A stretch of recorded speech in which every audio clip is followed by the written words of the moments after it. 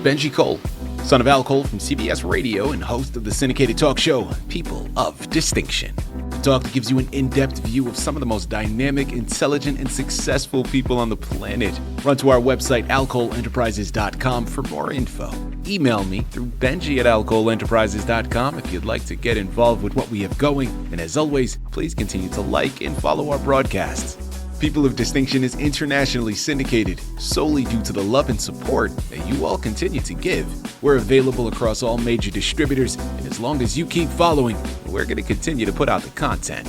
Now sit back and strap in, because on the line with us today, we have the impressive James Stevens. Now we're going to be discussing James's incredible book, Stories from the Crosswalk, a collection of character-building stories for children, and I promise you, it's going to do just that. It's Amazon, it's Barnes & Noble, it's a lot of other places, man. Type it into a search bar, sit back, and be greeted with all of it. But if you want to go that extra mile, you want to purchase a copy directly from James himself, well, you got to reach out to him by his email address, okay? Now, that's going to be Stevens with a PH, all right? So that's STEPHENS, James148@gmail.com. Again, StevensJames148@gmail.com. That's if you want to purchase the copies directly from him. And I promise you're going to want to do that, right? So make sure you jot that down. I quickly want to point out the fact that James was brought to us by City of Books.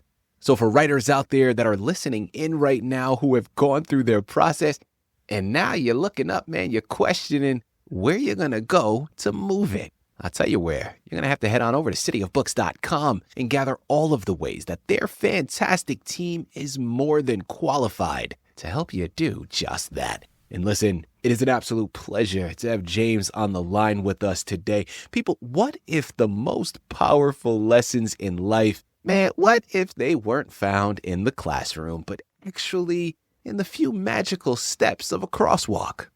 Now, listen, our guest today has transformed his daily duty into a story factory, okay? He has spun fleeting moments with kids into tales of bullfrog bullies and cosmic Santas and so much more. And he's here today to reveal how a simple hello can maybe unlock a universe of imagination and timeless values. I'm telling you, for my parents out there, but even my just adults, man, just everybody out there listening in, it may have been written for children, but my adults are going to be able to thrive within the confines of this book as well. Sit back, strap in, and get ready for a wonderful conversation. James, first and foremost, welcome to the network, and thank you for being a guest with us, man. How you doing today?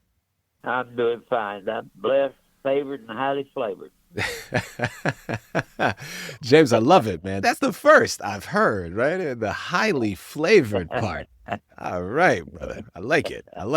No, James, listen, man, welcome to the network. I love what you've done here. As a parent myself, this is something that not only is it just, I think, a gift, right? The stories are magnificent, but there's really something special to be found, again, for everyone, but specifically for my parents out there, because I tell you, James, having two very young children, we live in our imaginations, man. And it helps that I'm a filmmaker by trade, so I'm already doing that. But talking to my children and just having them spew the most random things, and then we're able to weave it into a story and an adventure that just gets brought to life, I think is something that a lot of people are going to be able to find immensely helpful and beneficial for their families. So welcome to the network, brother, and we're looking forward to this. James, tell us a little bit more about yourself. In July 1944, my mama gave birth to a bouncing baby boy, and here I are. But, yeah, I'm 81 years old, and to try to go back and cover 81 years of my life is strictly impossible for me to do. And I want to try to stay to the high points today if possible. But I was not a good student at school. I was a preacher's kid, and my stepdad pastored churches, and we moved here and there. I went to more schools than I can even remember. But I was not a good student. I was one of these kids that never finished anything that he started. But I remember when I was, I don't know, maybe 5, 6 years old. I saw a picture in a magazine of a Marine in uniform, dressed blues, and I was so impressed. I'm sorry, I'm getting a little emotional. I can do it every time. But it impressed me so much, and I said, I want to be one of those guys one of these days. Yeah. When I was in high school, as I said, I was not a good student, but I quit school, went into the Marine Corps in 1962 till 1970. Eventually got my GED, but it was one of the best decisions I think I'd ever made in my life, besides being born again into the kingdom of God. And I remember when I graduated from boot camp, I thought my heart was going to bust out of my shirt. I was so proud that I had finally completed something, had done something that was worthwhile. And anyway, I went on 8 years in the Marine Corps and ended up getting married. My first wife and I were married 29 years, and I had 2 girls, 2 boys. After 29 years, we divorced, and I met my wife now. Actually, that's a long story, so I won't get into it. But we will be married 32 years next month. Wow. And we have 15 grandkids and waiting on our 12th great-grandchild to be born in January. But in 1993, I want to encourage some of those out there. I had got away from the Lord, being in the Marine Corps and all.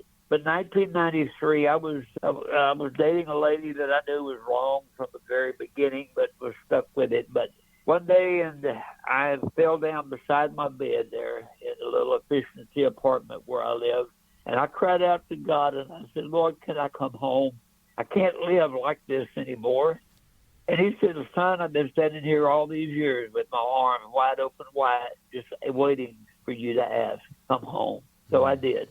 I was ordained in 1997 with the Independent Assemblies, and I got hurt on the job. I was working warehousing, and I got hurt to where I couldn't do my job anymore, and ended up having to go on Social Security and disability.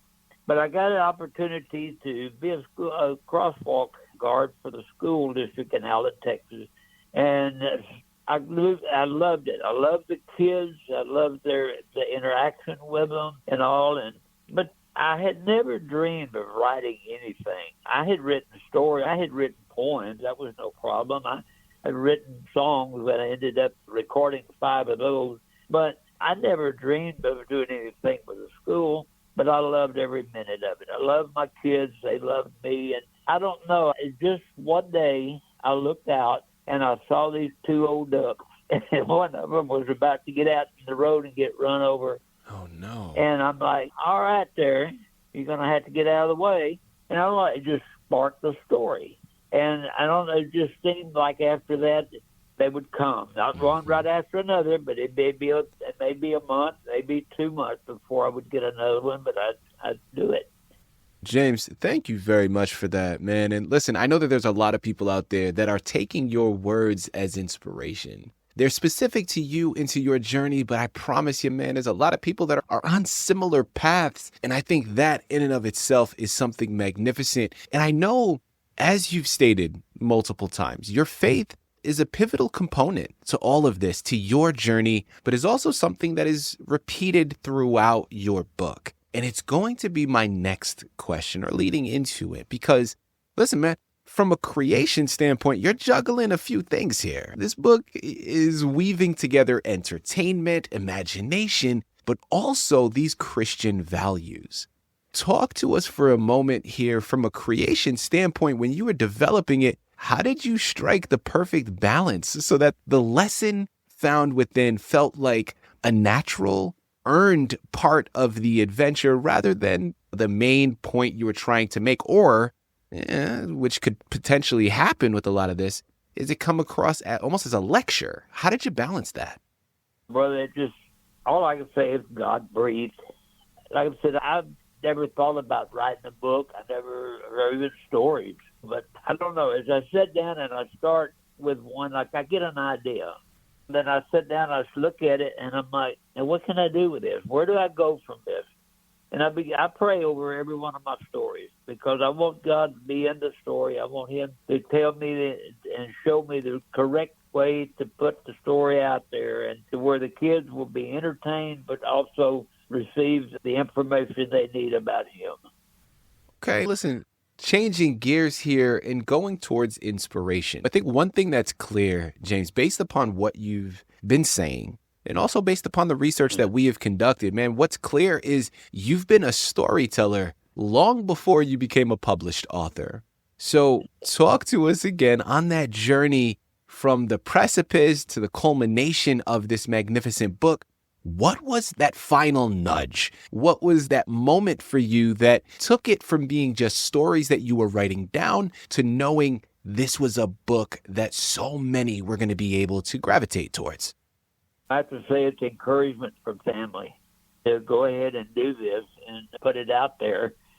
When you're, it's like I was talking about the two ducks earlier. You stand there and you laugh and you think you get the gist of the fact that these two silly ducks don't have a clue about what they're doing or being run over. But, so you stand there and you laugh about it. And then all of a sudden, it just storyline just starts forming. And it's not something that you conjure up. It just starts flowing through you. And you're like, okay, I got to write this. I got to put this down on paper. James, as we start to close out, man, my last couple of questions here for you. I love how you introduced an aspect into your book, right? You've infused a way for the children of your books, or potentially adults of your books, to become illustrators themselves, right? You give them an opportunity for them to write in their own stories, for them to draw their own images and pictures, and it really lends to them furthering their creative side. Now, as an artist myself, I love it. I think that there is so much benefit to that. But I'm curious to know from your perspective, what was the inspiration behind breaking that fourth wall and almost handing the pencil over to the reader? It's funny because it was pretty much a true story. I had a little girl named Alice that I crossed to school, a little Oriental girl, sweetest thing as she could be. And she would come by and she'd want to give me a hug, so I'd let her give me a hug. And one day I was over to school, and I saw her with some other kids, and I said, Alice, I can't find one. Do you know where I can find it? And she ran over and gave me a big hug, and I said, there it is, right there. Anyway, I got to thinking about that, and I'm like, okay, I've got to write this story.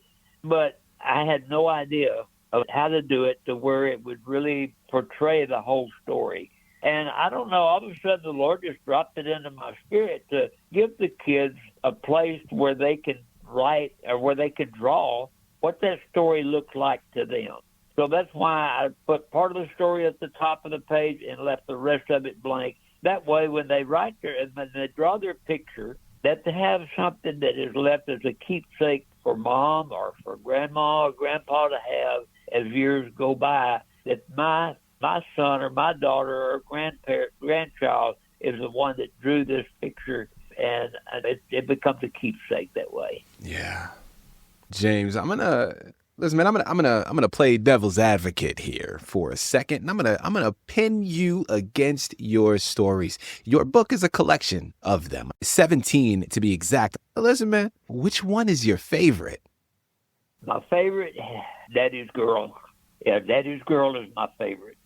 Daddy's Girl is a story about a little girl who, it's pretty evident, Daddy's Girl. Most little girls are Daddy's girls. But anyway, her daddy made her a swing, and he would go out and swing in her swing. One day, he got a call, and he had to go into the military. He had got called up. Of course, she prayed for her daddy, and she loved her daddy. But one day, she was in her swing, and this big car pulled up, and two guys in uniform got out and went to the door. And she found out later by her mom that her dad had actually died in serving his country. Wow. But to give you I just want to go into just part of the story right here in the book, where she was in her playhouse. She ran to the playhouse her daddy had made her. And she was in, and she said, no, I'm sorry, I get emotional. Said, no, it can't be. I pray for my daddy every night. That's not true. As she sat there crying, all of a sudden her playhouse lit up with a bright light, and the voice said, Angie, this is Jesus. Your daddy is with me now, and you have nothing to fear.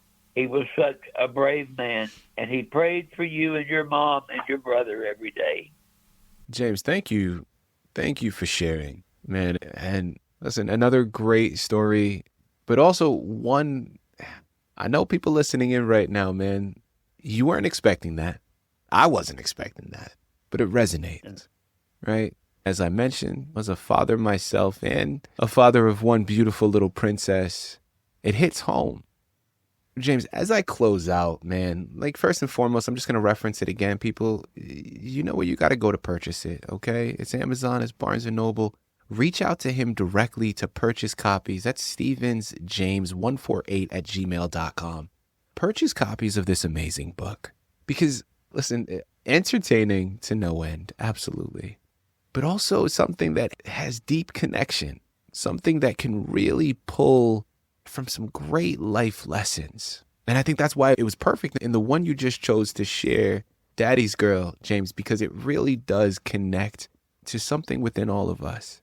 And if there is one message to be taken from today's discussion and also from this book, and ties back into the previous question about essentially, quote unquote, handing the pencil over to the reader, is I think oftentimes like we are so consumed with things that are happening in life that we forget to enjoy. We forget to appreciate the journey and those little moments in between. And I get it, right? It's not casting any aspersions. It's not pointing the blame at anyone or anything. But this discussion, at least for me, it has reminded me that some of life's best stories, they're not just read on a page. They're lived. They're shared in everyday moments.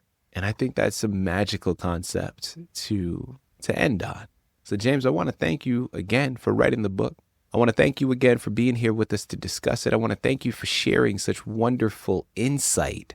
And now we get to benefit from it. So people, head on over, pick up copies of the book and run with it, man. Like, I truly hope that we can find lessons. We can find incredible stories moving forward just on the other side of that page. It starts with this book, man. Head on over there and pick it up. James, again, huge thank you for being a guest on People of Distinction. Thank you for having me.